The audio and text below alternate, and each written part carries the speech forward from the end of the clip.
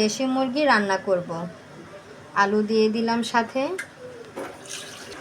এখানে মশলা কষানো হচ্ছে। কে কে খাবে চলে এসো। কষানো হলে মুরগিটা দিয়ে দিব। মুরগি তো মশলা না কষালে হয় না।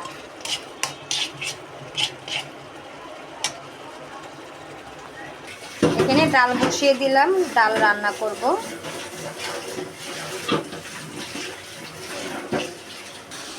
এখন দিয়ে দিচ্ছি মুরগিটা, আলুটা একসাথে দিয়ে আবার কষাবো।